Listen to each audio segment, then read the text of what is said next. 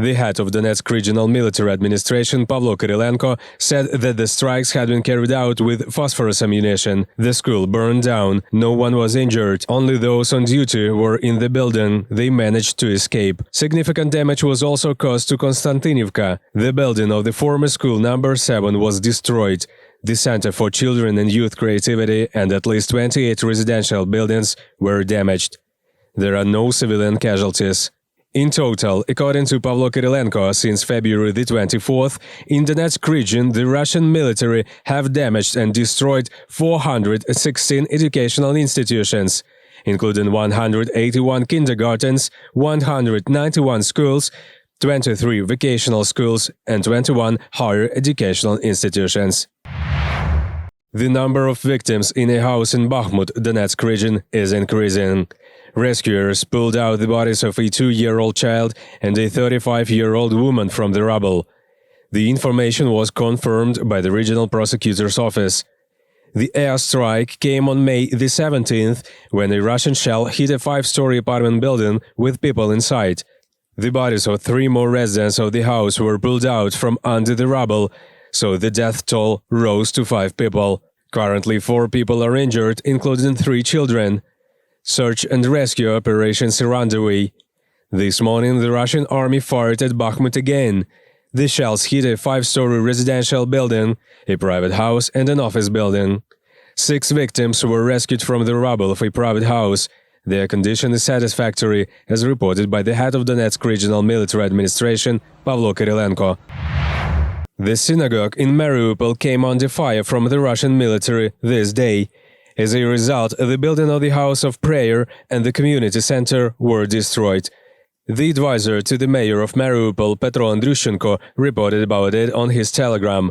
The Russian military is destroying everything in its path and has already surpassed the Nazis in the number of war crimes.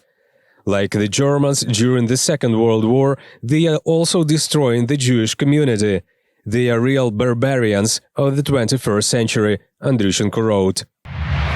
During the day, the Russian army continued to strike Luhansk region with the help of aircraft. Civil objects in Avdiivka, Katerynivka and Orikhove were destroyed. In Lysychansk, the Russians cut off a powerful power substation. This was announced by the head of the regional military administration, Serhiy Haidai. During the past 24 hours, Popasna community and the town of Severodonetsk have suffered the most, with at least 8 houses damaged. On May the 18th, 4 people were killed and 3 others were injured in the town. A woman's arm was blown off in Lysychansk. It also became known about 3 people who had died earlier, residents of Bilohorivka and Popasna. The head of Dnipropetrovsk Regional Military Administration, Valentin Reznichenko, said that the Russian army had fired at Zelenodolsk community 5 times this day. The enemy struck from Grad and Uragan multiple launch rocket systems in Velika Kostromka. The village is partially without electricity and gas. There are damaged and destroyed houses, no casualties. A day ago, Russian troops fired at a peaceful convoy of people with Grad multiple launch rocket system in Kherson region. This was announced by the head of Kryvyi Rih military administration, Alexander Vilkol. According to him, it happened near the village of Davydiv Brid in Kherson region. At least 3 people were killed and 6 others were seriously injured. 2 men suffered an anti-personnel mine blast in Bucha district of Kiev region the current day, as reported by the regional police. It happened between the villages of Lipivka and Korolivka. The injured civilians received numerous injuries and were hospitalized. The mining in Kiev region is still ongoing. The Russian military have left a large number of mines, tripwires and unexploded ammunition in the region, threatening human life and health. For 2 weeks, employees of the Center for Educational Innovation have been collecting Ukrainian embroidered shirts, vyshyvankas, for Ukrainian defenders. Kindergarten teacher and center volunteer Olga presented 2 embroidered shirts from the family collection to the soldiers. The vyshyvanka, which the woman made herself for her husband and son, is passed on to the front without hesitation.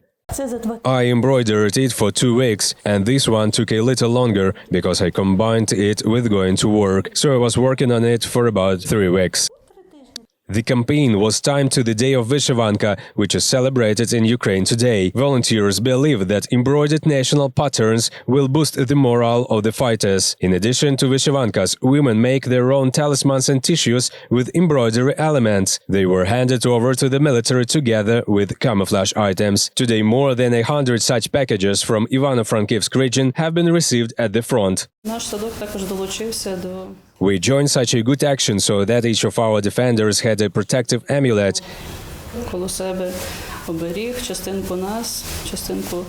A part of the family round and such a little gratitude from us. For the holiday, the world's first military vyshyvanka was created in Cherkasy region. The fighter of the 118th Separate Brigade of Territorial Defense, together with local artists, developed a colorful accessory that can be worn on the shirt of the Armed Forces of Ukraine.